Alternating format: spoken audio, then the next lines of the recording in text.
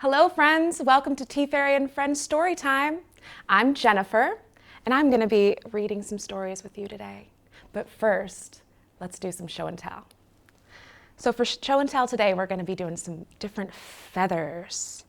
I love feathers, like on this feather boa. Isn't it fun? So I figure we could play a game. Let's play what kind of bird does this feather belong to? So we're going to start with this pretty pink feather.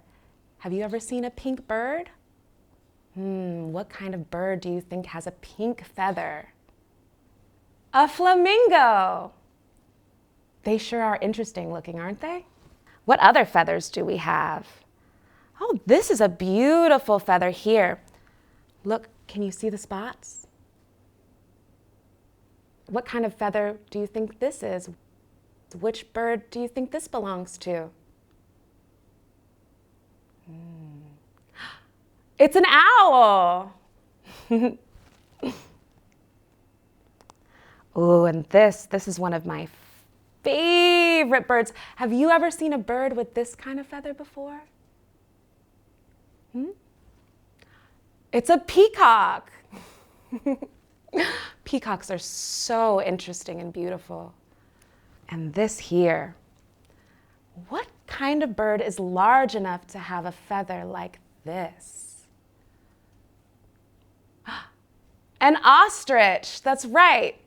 But I don't think it would be purple. Have you ever seen a purple ostrich? Me neither, but it sure is pretty. It reminds me of a fan. Like we're fanning a princess or something. Very fun. There are all types of different feathers, different shapes, different sizes, different colors. What's your favorite kind of feather? Oh, really? Oh, I like those feathers too. Oh, and TeaFairy brought this beautiful little bird, a hummingbird. Hummingbirds have really beautifully colored feathers, and somebody made this beautiful, beautiful bird out of beads. This must have taken a long time. Isn't it lovely?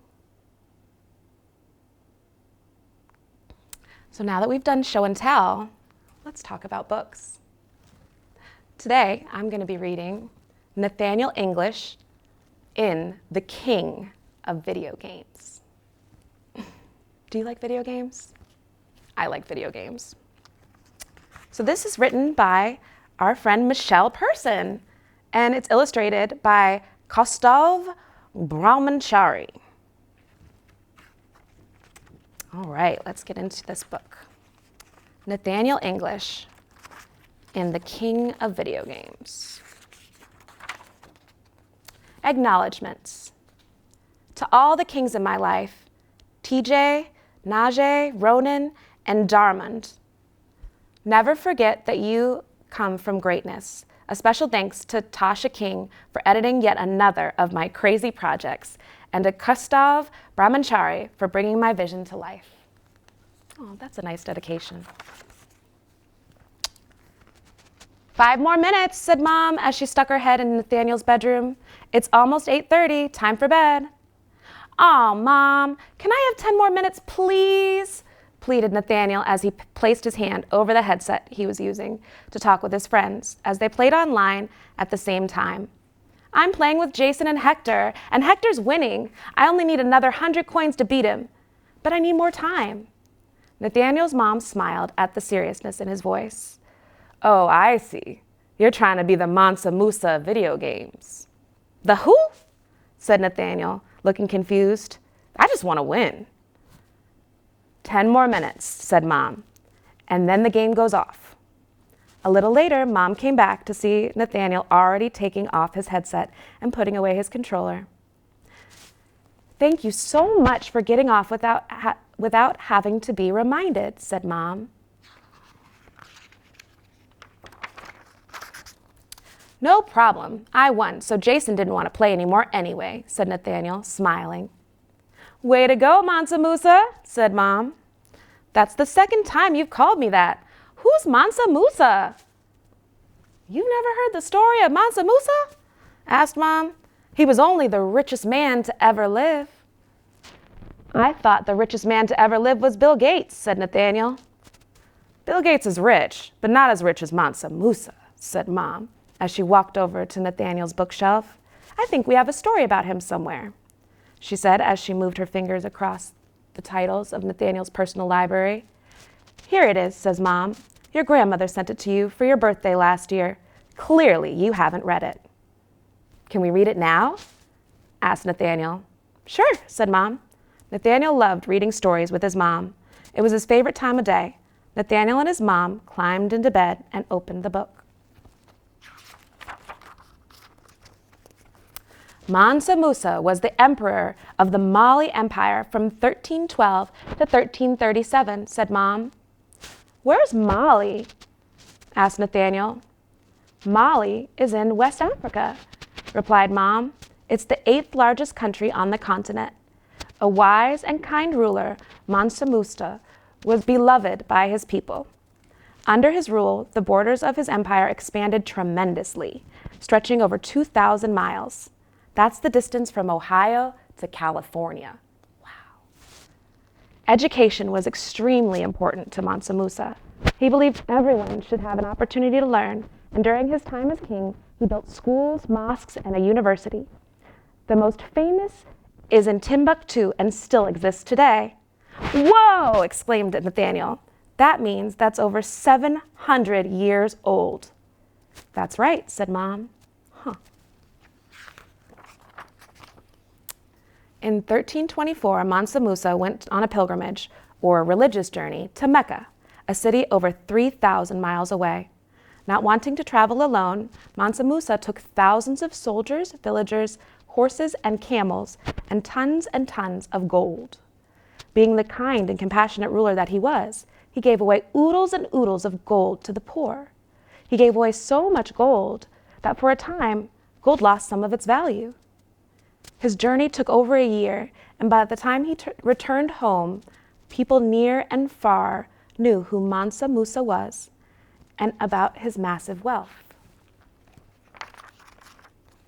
Based on what we know about his fortune, history experts estimate that Mansa Musa was worth almost $400 billion. Bill Gates is only worth $84 billion.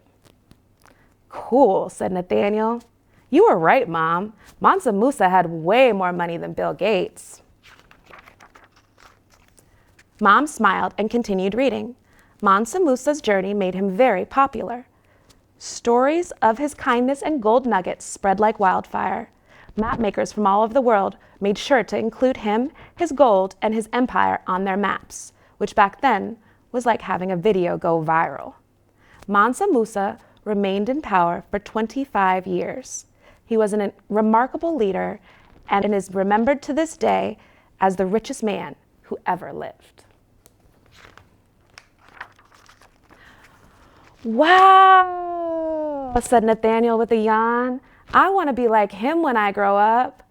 Nathaniel said, with his eyes heavy with sleep. You can be anything you want to be, Nathaniel. Greatness is in your DNA, she said with a hug. Good night, my little king, said Mom softly as she kissed him on the forehead and eased him off the bed. Nathaniel didn't respond because he was already asleep, dreaming about the day when he would be as rich and powerful as Mansa Musa. The end. So then there's a nice book and review section and some text connections that you can do. And a space for a journal response. Isn't that nice? This book seems like it was really well thought out. And this is from Just Like Me Books, which are books that are designed to bring stories from all over the world and diverse faces to kids right here in America. People just like you and me. I really liked that story. Isn't it fun to learn about Mansa Musa and kings from across the world? Well, thank you for joining me. Let's see what we have next. Hi, TeaFairy here, and guess what? Today I'm going to show you about pawpaw fruits. Are you ready? Okay, hold on. These are pawpaw fruits. These big ones here are not quite ripe yet. See how green they are? And they're hard. I picked them the other day and I've been keeping them in my refrigerator until they ripen up a little bit. But this one I found the other day and it was already almost ripe. See how yellow it is? See, it's a little bit green right there, but it's mostly yellow. And that's what color a pawpaw fruit should be when you're ready to eat it. So the first thing we're going to do is cut our pawpaw fruit in half.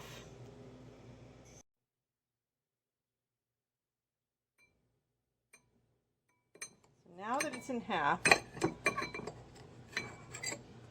we look at the inside of the fruit and we see that there's big seeds in it.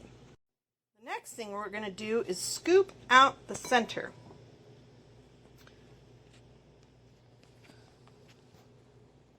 This is hard to do while holding the camera at the same time. So I'm going to have to turn it off and I'll show you what it looks like once we've scooped it all out. There we go. I positioned the camera so that you can actually see what I'm doing now. So you scoop it all out, leaving the skin intact, and taking just the center of the fruit out of the skin, because the skin itself is not edible. See? And that's what it looks like once it's out of there.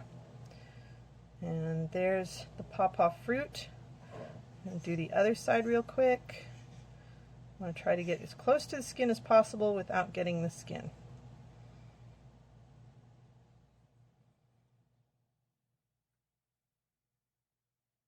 Pawpaw fruits grow on the East Coast from Florida all the way up the coast. In Florida, they're little tiny bushes. Well, not tiny, but they're little bushes. And so you can see the empty shell now. And in Maryland, they grow to be tall trees that are about 10 to 12 feet tall. Okay, now remember the big seeds that are in there?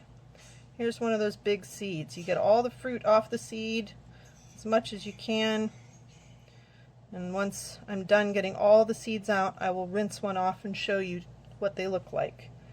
But you got to get all the seeds out because the seeds also are not edible. There's a big seed. Let's see, is there more? Now this fruit is very mushy, like custard, and it used to be George Washington's favorite treat, believe it or not. And apparently Thomas Jefferson had a bunch of these growing on his property. And if you don't know who George Washington and Thomas Jefferson are, I suggest you look them up. George Washington was our first president, and Thomas Jefferson was a president too. All right, and then you see the mushy, there's no more seeds in there. It's all just the mush. And now my hands are a mess. I gotta go rinse my hands, and I'm gonna rinse off one of the seeds. I'll be right back. All right, my friends, here is one of the seeds when it's been all rinsed off. See how big it is?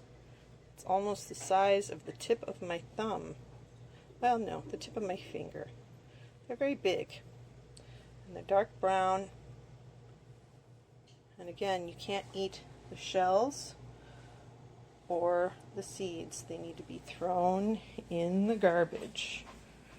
Ready? They go in the garbage. All right, now to taste test our treat. Are you ready? I'm going to try some pawpaw fruit. Here it is. It's all mushy and yellow. Oh, there we go. It's hard to film yourself sometimes. Have you guys ever tried doing it? All right, here we go. Ready?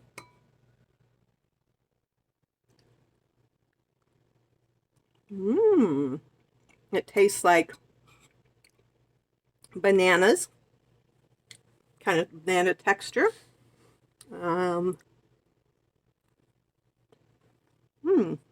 of pineapple-y.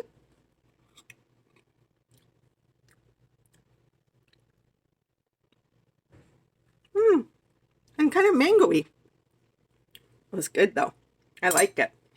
You guys should try pawpaw fruit. It's always nice to try new things. You never know. Sometimes you can be really surprised and they're really good. I think I found a new favorite treat. Pawpaw fruit. Cheers. Good morning, everyone. My name is Alyssa Yeager. Thanks for coming out to make some music with me today. We're going to be doing some songs about trains and animals and dancing and all kinds of stuff. I thought we would get started with a hello song today. So the way this works is each verse, we're going to do a different movement to get ourselves warmed up and to say hello to each other. All right, I'll show you how it works. If you want to say hello today, if you want to say hello, if you want to say hello today, we're gonna bounce up and down. You ready? Are you bouncing with me? That's it, that's how it works. But each time we're gonna do a different kind of movement. If you want to say hello today, if you want to say hello, if you want to say hello today, we're gonna nod our head.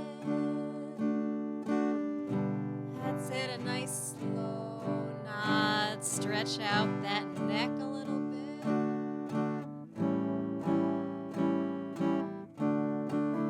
You got it.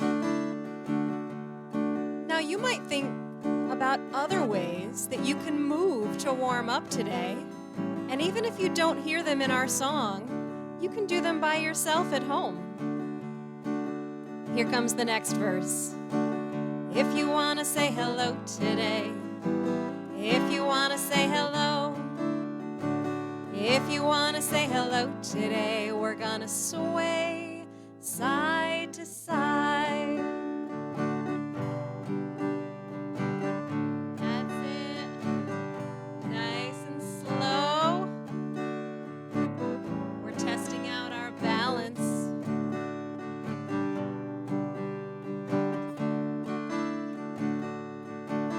I'm going to move back a little bit because you need to see my feet for this next one.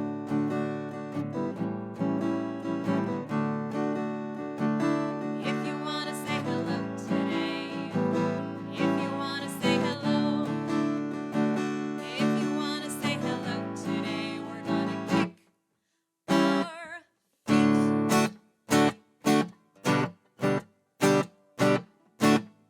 That's it, get them nice and high. Are you feeling warmed up yet? I hope so. We've got one more verse in this song. If you want to say hello today, if you want to say hello, if you want to say hello today, we're gonna shake and wiggle. That's it, get all those wiggles out.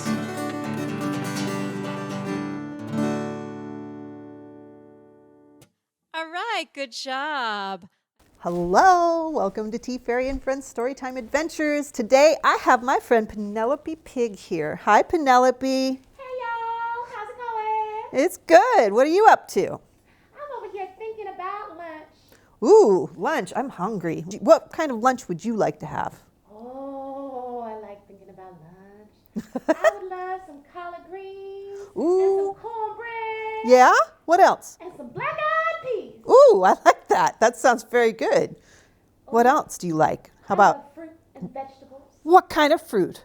Watermelons and grapefruits and bananas. Ooh, bananas. I love bananas. And what kind of vegetables do you like? I like turnips and squash and broccoli. Do you like broccoli? I do like broccoli. I like Brussels sprouts. Do you like Brussels sprouts? Oh, yes. They're like little tiny cabbages. They're so cute and delicious. They are so cute and delicious. Boy, you're a good piggy. Well, thank you. I'm glad that you like to eat such healthy things. Me too. Having a healthy lunch is important. All right, well, Miss Penelope, we're going to read a book about lunch. It's called Nathaniel English in Leaders of the Revolution. And I know that that title doesn't sound like it's about lunch, but stay tuned and you'll find out. Yay, I can't wait. Let's do it. Okay, you ready? Let's go. All right, here we go. Nathaniel English in Leaders of the Revolution. Why don't you go sit down and I'll read the story to you. Okay. Okay, bye. All right, are you guys ready?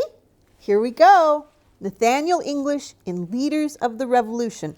And his sign says, "Students want a say." It's written by Michelle Pearson and illustrated by Victoria Herstedt. And here's a little picture of Michelle right there, if you can see it. And she also wrote Nathaniel English in the King of Video Games, which was just read to you.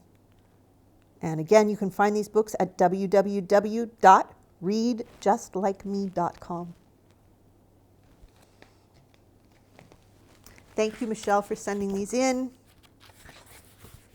All right, I'm going to let you see the cover for a little while. To all my students, past, present, and future, never forget you are the masters of your own destiny. Your current life circumstance should not define you, but it should fuel you. And this is a chapter book, so it's for a little bit of an older group, like not necessarily preschool and kindergarten. There are 5 chapters. There's also a book and review, text connections, and journal response at the end, which I will show you. I'm only going to read the first chapter today, guys. Chapter 1. I'm going to do this so you can see the illustrations. "Mom, is there any more meatloaf in the refrigerator?" asked Nathaniel as he opened the front door, his best friend Tariq close behind. "Well, hello to you too, young man," said Mom. "Sorry, Mom," said Nathaniel as he made his way across the living room to give his mom a hug. "Hi, is there any meatloaf left?" This time his mom could not help but laugh. "You don't even like meatloaf. Why are you asking if we have any left?" "We're just really hungry. Even meatloaf sounds good right now," said Nathaniel. "Lunch was absolutely disgusting, so we didn't eat it." "Again, that's the 3rd time this week you haven't eaten lunch at school." "It was awful," said Tariq. "They said it was tuna casserole, but it didn't smell like any tuna I've ever eaten." He shook his head, and it was burnt. "Ew." "It's not fair," said Nathaniel. "Tariq's sister started middle school this year, and she said at her school they get to choose what they want, and the food tastes way better." Tariq nodded in agreement. "I complained to my parents, but they said I just have to wait until 7th grade. That's 2 whole years away. I'll starve to death by then," Tariq moaned.